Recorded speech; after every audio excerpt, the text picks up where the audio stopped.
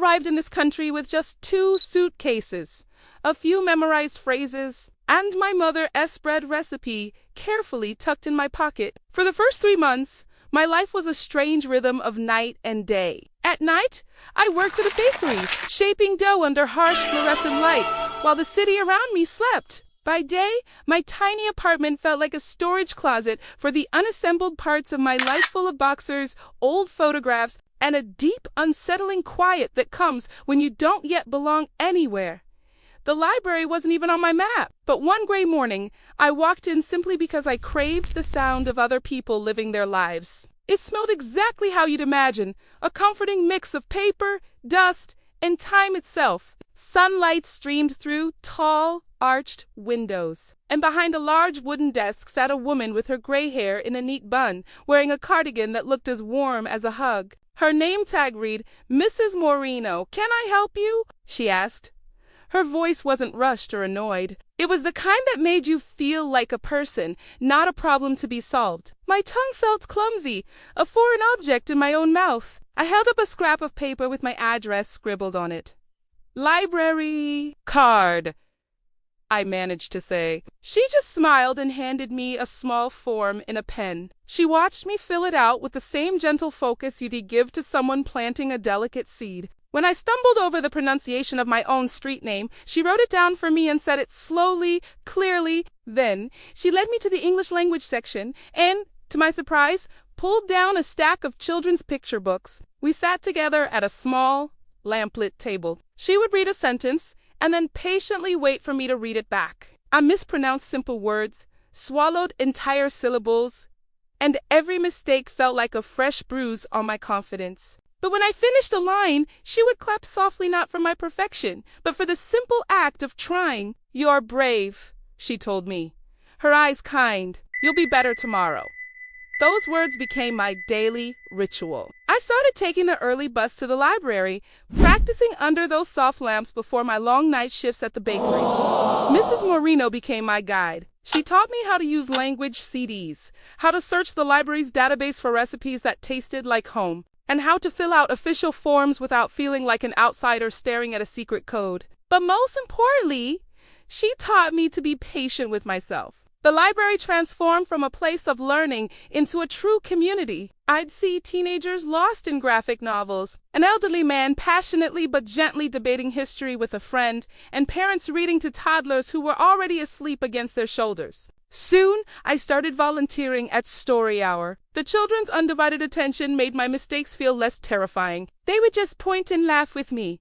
And when I looked up from the book, the world felt a little smaller and a lot kinder. One rainy afternoon, a social worker hurried in, her papers damp from the weather. "There's a woman," she said, almost out of breath. "She needs to pass her citizenship reading test, and she's terrified."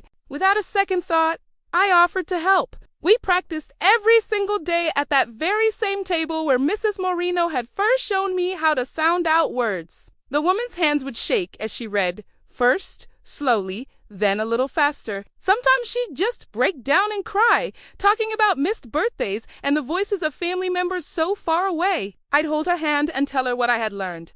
That just showing up every day was the most important part. When she passed her test, she hugged me with the force of a sister. The joy in that moment needed no translation. It felt like watching bread rise perfectly warm, slow, and a little bit miraculous. That's when I knew what I had to do. I photocopied a small flyer and taped it to the community board. English for New Beginnings free. Tuesdays and Thursdays.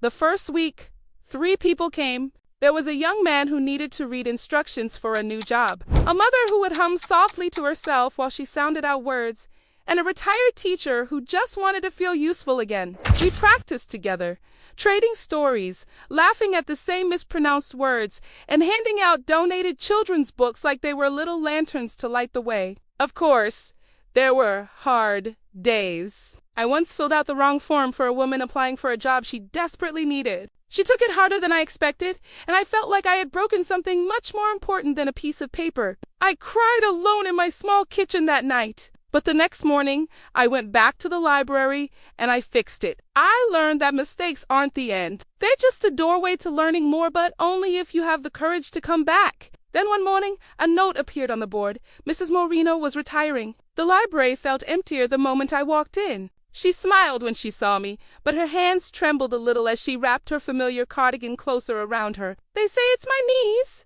she said with a small, wistful laugh. "But oh, I'll miss this place." Her farewell party filled the entire library. Children brought her paper flowers. Person after person stood up to tell stories about the woman who always remembered birthdays and protected the books that mattered most to people. When it was my turn, I stood up, holding my own worn library card.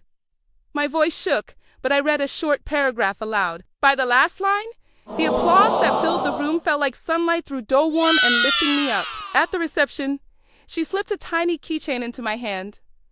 It was a miniature book. "Keep the library alive," she whispered to me. Years later, I work at that same library. The smell of the bakery is just a distant memory. My library card is smooth and soft at the edges from being taken in and out of my wallet for years. Now, I'm the one teaching new arrivals how to use the computers, how to fill out forms, and how to sound out the words that once felt like heavy stones in my own mouth. I sit at that same lamplit table and listen as a shy teenager reads his first full page aloud, and in his shaky voice, I hear my own from so long ago, and I remember the woman who believed in me before I could believe in myself. Newcomers still walk in looking small and hunched over, using the same few clipped phrases I once used. I take a deep breath, hand them a children's book, and say the same gentle thing someone once said to me: try. It was never just the books that changed my life. It was a person willing to sit across from a complete stranger and say over and over that just trying is enough. A worn plastic card, a woman in a soft cardigan, a table with a lamp. These things weren't miracles on their own, but together they created a space where someone like me could finally learn how to belong. So if you ever find yourself in a library, feeling too shy or too lost to ask for help, I want you to know this. Someone once reached across that big wooden desk and made room for me. All I try to do now, every single day, is pass that small, steady kindness on. Thank you so much for listening to my story. If it resonated with you, please consider liking this video and subscribing for more stories about connection and community. See you next time!